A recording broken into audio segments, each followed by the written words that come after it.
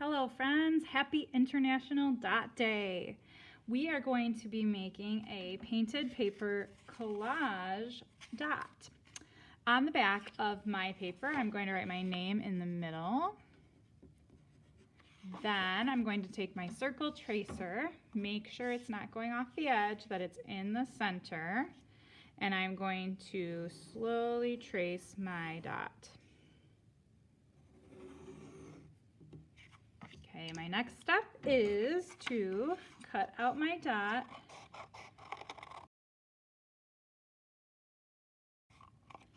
All right, when I am all done cutting out my paper, I'm going to recycle my scraps. And now I get to look at some of my painted paper pieces that I have picked out.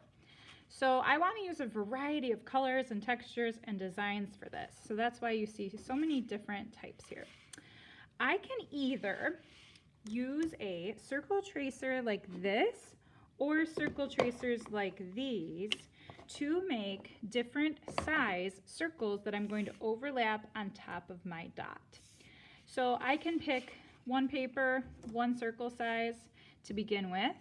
I'm going to flip this over to the back so that if I have pencil marks, I won't see them. And I also, if with a piece this big, if I'm only making a dot that big, I don't want to do it in the center. I want to do it kind of off to a side so that if another friend wants to use this part of the paper, I'm not wasting it. So then I could just cut that off for somebody else to use along with this, and then I can slowly cut out each circle. And I'm going to do this for at least 10 circles. And some can be big, small, medium. It's good to do different sizes. And then I can make a little scrap pile for myself to clean up later. And after I cut out each of my different circles, I'm just gonna lay them on top of here, and I'm gonna wait until I've got all of them cut out to arrange them and glue them. So why don't we skip ahead to where I've got them all cut out.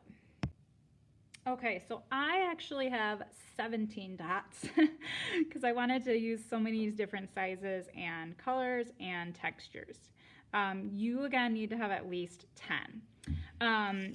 This is my scrap pile. I can either recycle this, save it, or if you wanted to incorporate some of your scraps into your design when you start gluing, you could definitely do that too. One thing I'm thinking is I could take one of these scraps and kind of round off the edges so that it creates like another circle, but it would just be sort of the thin outline. So again, if you want, you can use some of that into your overlapping design as well, but that is your choice. Or you can just recycle the scraps. Okay, so all I need to do now is glue them down. So I'm just deciding how I want to overlap. So take a look at your textures and colors.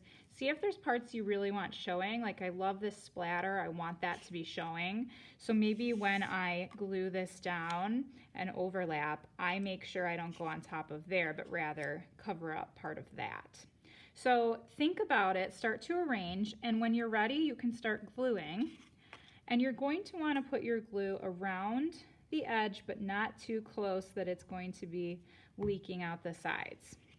And I would hold it down and count in your head to about 5.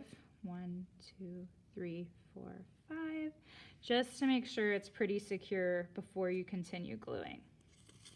All right, so I'm gonna go ahead and glue down all of my dots onto my bigger dot, and we'll take a look at how my collage turns out. And here is my finished dot collage.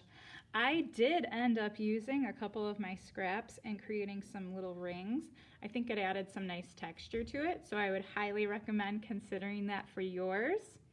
And when I'm all done, I'm going to put this on the drying rack, wash my hands, clean up any scraps, and help out my group.